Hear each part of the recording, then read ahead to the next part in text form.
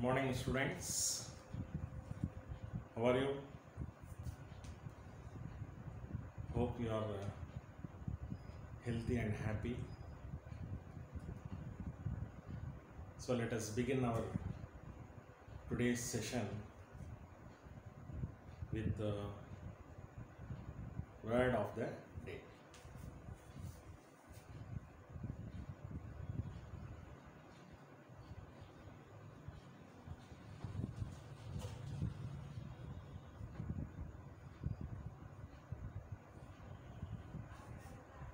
Our today's word is economically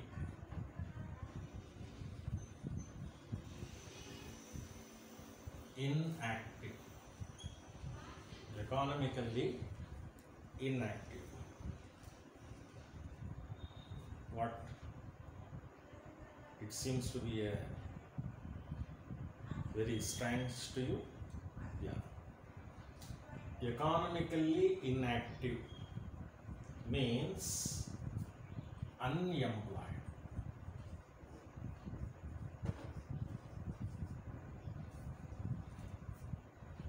Instead of saying jobless, unemployed, sometimes these words may hurt the opponent. So what we do, we use politically correct language. What is the politically correctness of a language?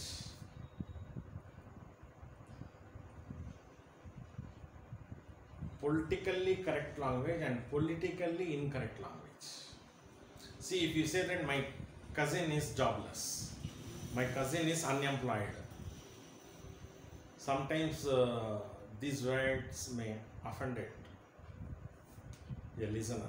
So at that time you have to say in a very polite way, that is political correctness, right? Political correctness and political incorrectness. Try to remember this: political correctness, political correctness, political incorrect. What is politically correct language? Language of equality.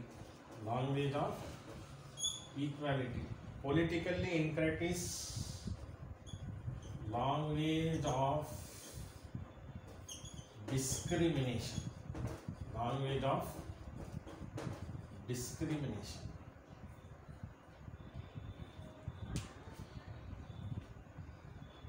See, nowadays we are not using a word handicapped. This is politically incorrect language. That is a language of discrimination. Rather, we would say economically disadvantaged. Okay. Likewise, he is a very short man. You may say vertically challenged. Short is political incorrect language. That is language of discrimination. What is language of equality for a short man? Vertically challenged. Vertically challenged. Physically challenged. For a poor, economically disadvantaged. For example, when we say he is a bald head man, that may offend. You may say comb free head. Instead of saying bald head, you may say comb free. Bald is a politically incorrect language. Bald head is a politically correct language. Politically correct language. So likewise, that is economically inactive means unemployed. My cousin is economically inactive. It means that at present he has no job. He is unemployed. Okay. So political correctness of your language, political incorrect, that is language of equality, language of discrimination. Okay. So if you refer, if you surf in a net, you may get list of words, politically correct words and politically incorrect words. You may get number of words in an internet. Get it? See, for example, my cousin is politically inactive. They use it. You are writing this. See, for example, my cousin is economically inactive. Economically inactive. It means that he is unemployed. I think you understood this concept. Okay. So today's word is economically inactive. Now let us see some grammar tips.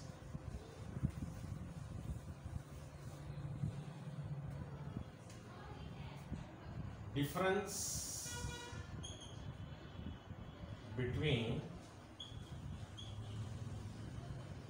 since and for. Prepositions. Where to use since, where to use for. We use preposition for a general period of time. General period of time. We use preposition since to refer a specific period of time. Specific period of time. For example, I have been working here for 10 years. I have been working here for 10 years. See here the preposition for is used. Whereas I have been studying since 2015. See the usage. When you use preposition for, that you are not mentioning a particular period, 10 years, maybe 9 years or maybe 11 years, not a particular period. But here, see that I have mentioned year 2015, specific. General, I am using for. So, for is a preposition which refers to a general period of time. General period of time. That is, I am not specifically, particularly, I am not mentioning a period of time. At that time, we have to use preposition for. Since refers to a particular period of time, that is a specific period of time. Understand? Yeah.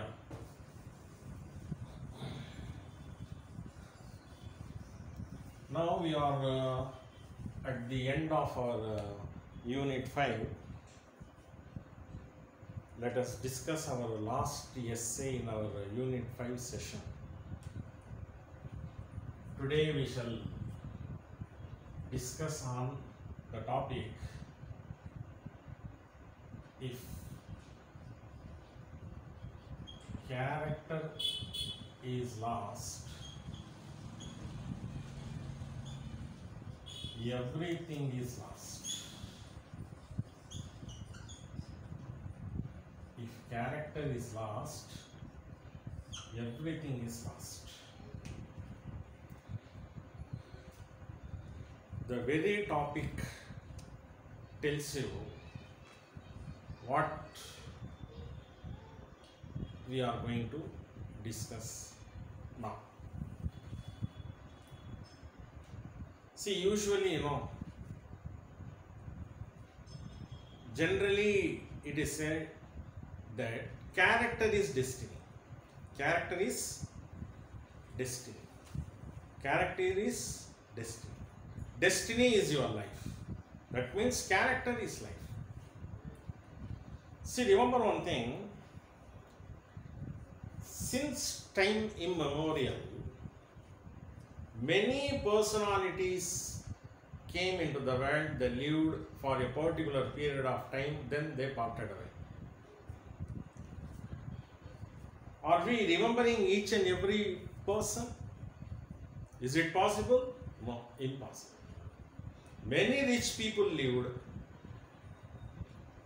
many industrialists lived, many, that is, political personalities lived. But whom we are remembering? We are remembering very few people. Still we remember Mahatma Gandhi. Still we remember Prophet Muhammad, peace be upon him. Still we remember Swami Vivekananda. Still we remember Ramakrishna Paramahansa. Still we remember Dr. S. Radhakrishnan.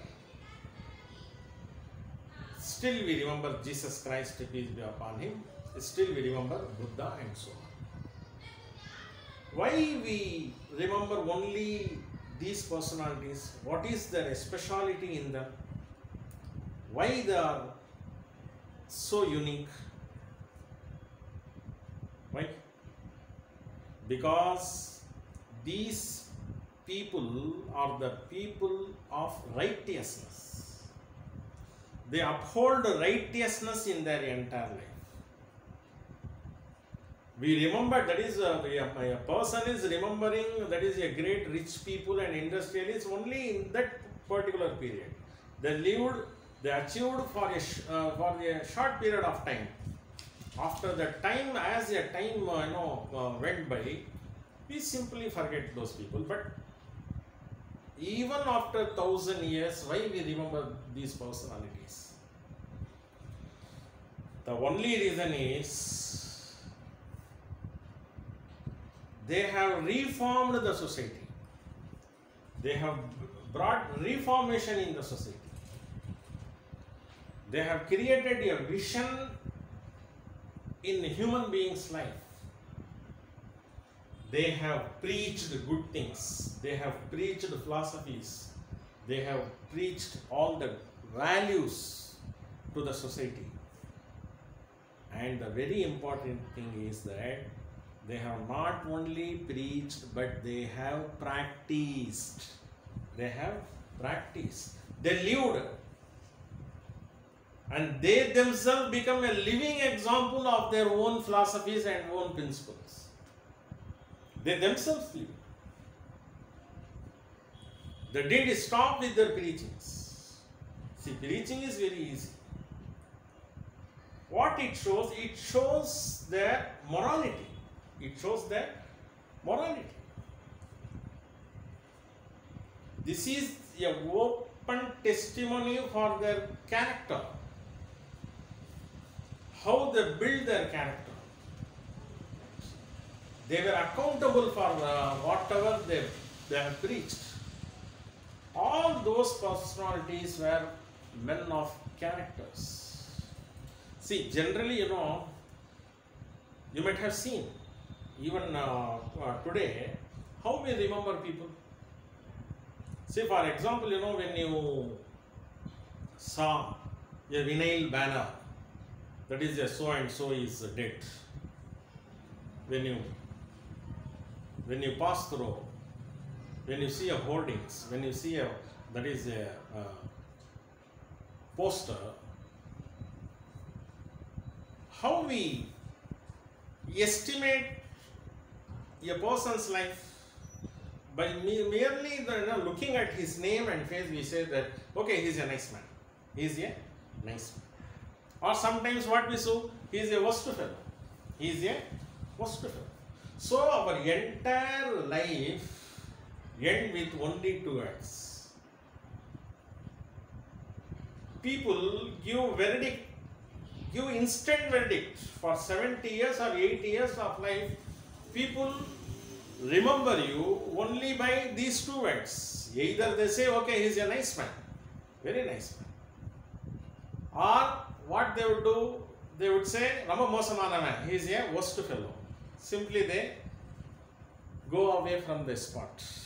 No one is telling them, no one is remembering a person because he is a millionaire. He has got so many bungalows. He has got so many cars. He has got so many industries. So nice man, so blah blah. No. They put our life only in two words. This is our life. As Shakespeare says that life is full of sound and fury. Life is a tale told by an idiot, full of sound and fury, signifying nothing. Right? We are all mortals. We are all mortals. We are like a sojourner. We are like a passengers. We are like a travelers. A particular period of time is given by the God to a human being. We have to live a particular period of time. At that time, what we have to do? We must uphold good principles. We must maintain our character. We must maintain our character. Because character is your destiny. Character is your destiny. See, here I would like to tell you a saying of Prophet Muhammad, peace be upon him. Prophet Muhammad says, who is the best among you? The best among you is one whose character is good. And in another instance, in another place, Prophet Muhammad, peace be upon him, says that the best person among you is one who is good to his wife. One who is good to his wife. See, usually, what we do, because an individual character decides the destiny of a nation. Decides the destiny of a nation. See, in this juncture, I would like to tell you a quotation of APJ Abdul Kalam, just to see how beautiful it is. Where there is righteousness in the heart,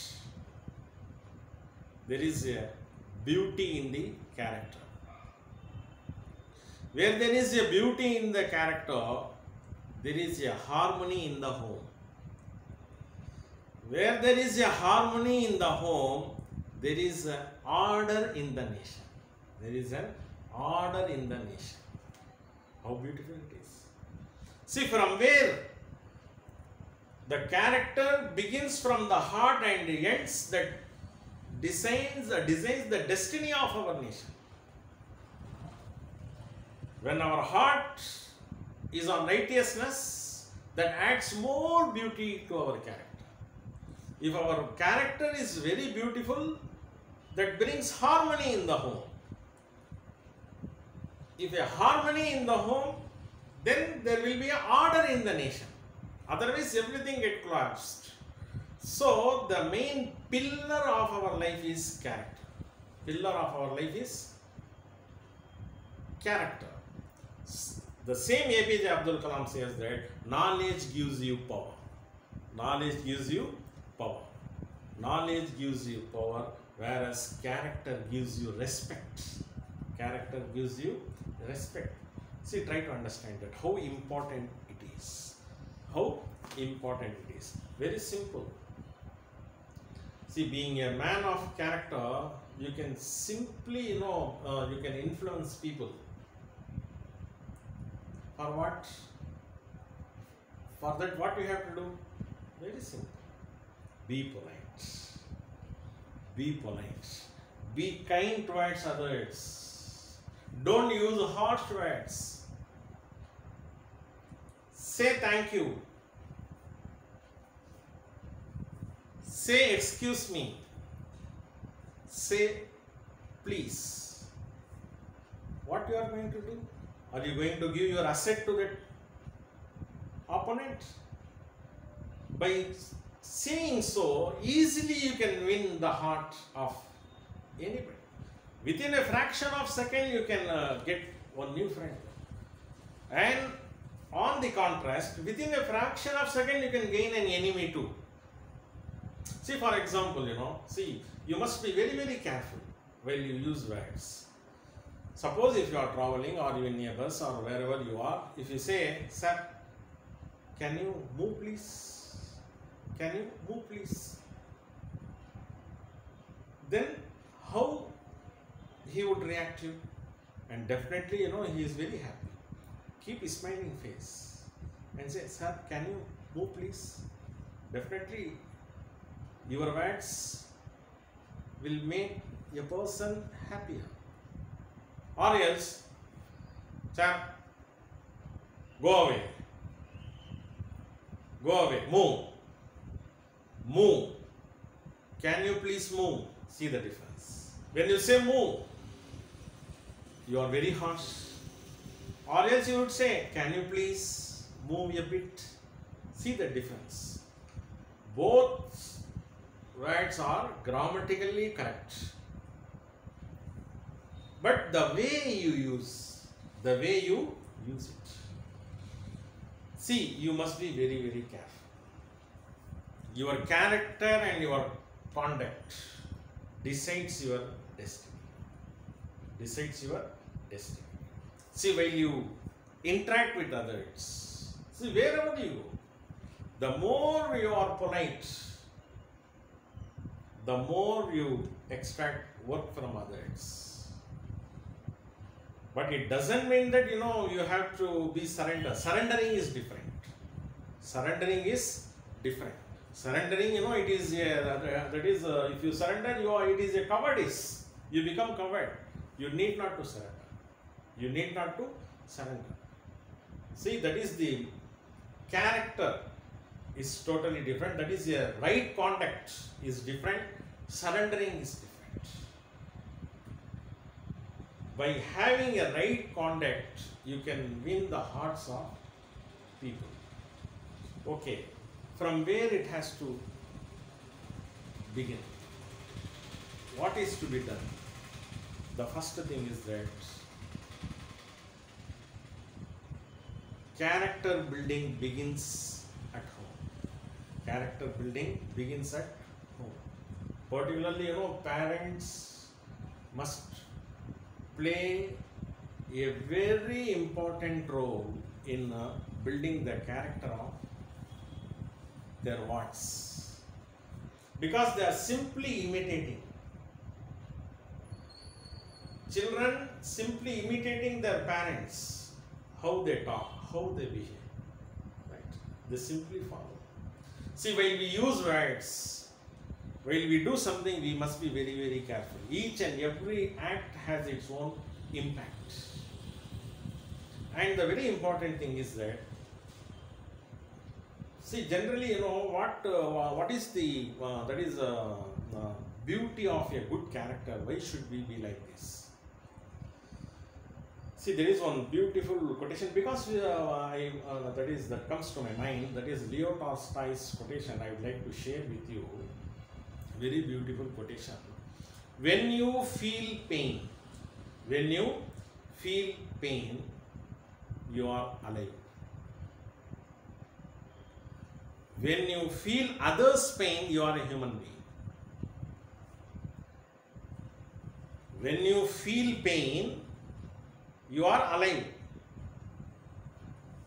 When you feel others' pain, you are human being. What is the difference between a human being and animals? The only parameter which differentiates human being from animals is that this one quality, character. Even sometimes some animals have got character, but some human beings don't have good character. That is a different thing. Because God has given us the special talent, special sense, it is called as wisdom. What does it mean? What wisdom says? Wisdom teaches us the good character. Wisdom says what is prohibited and what is permitted. what is good and what is bad. If you know the difference between good and bad, then you are on righteousness. If you are on righteousness, that paves way for good character. So remember one thing, that is, being a human, we must be calculative while we behave with others. Our words and our deeds should not harm the opponents. That is the main symbol of a good character. See, very simple thing. If you want to be on righteousness, righteousness paves way for character. What is righteousness? See, for example, what is the meaning of pious? What is the meaning of devotedness? Pious, what does it mean? See, I am telling you how to develop, how to develop a good character. Only thing is that you must be a God-fearing man. You must be a God-fearing man. This is the real meaning of pious. God-fearing, that is the pious means. What is the meaning? That you must know that someone is always monitoring you. That is, whatever the religion you belong to, whatever the God you believe, that your God is always watching you. You are under vigilance. Your God is keep on monitoring you, your words and your acts. I am being monitored. I am being monitored. If you get this intention in your heart, you always be on righteousness. Before you utter your word, before you do something, you must remember that my Creator is watching. My Creator is watching. This is the real pious. This is called as pious. This is called as devotedness. If you have that fear in your heart, you never go astray. That is, you are always on righteousness. Righteousness paves way for character. This is how, that is character building begins. And the very important thing is that you must have positive thinking. You must have positive thinking in your mind. Positive thinking also paves way for good character. That is, you must be optimist. You must not be pessimist. You must not allow the happenings around you to be a pessimist. Always be an optimist. Always have positive thinking in your mind. This is automatically paves way for your character building. And another very important thing is that our elders and our leaders must be a role model for us. But unfortunately, I don't want to go in detail. You must know about our leaders. God save us. See, for example, in this world, the great leaders lived. See the appearance of Mahatma Gandhi. How he looks. Why we call him the father of our nation? Just look at his simplicity. He is a man of character. Only by two principles he won the British. Truth and non-violence. Truth and non-violence. There is one incident in Gandhi's life I would like to share with you. When inspection took place in his school, the DO, that is District Educational Officer, visited Gandhi's classroom. He enters and asked Gandhi a wet kettle. He asked Gandhi to spell a word. he was asking spelling for a word kettle. And Gandhi stood up and he said, "Sir, I don't know." But his teacher prompted him to copy it from his fellow students. But Gandhi thought copying is an offense. Copying is an offense. Because he didn't lie even at that circumstances. Even at that situation also, he thought that I must not tell lie. This one incident always, that is admirable.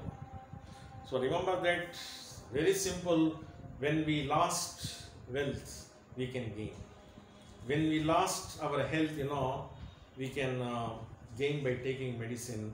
But when we lost our character, everything is lost. Thank you.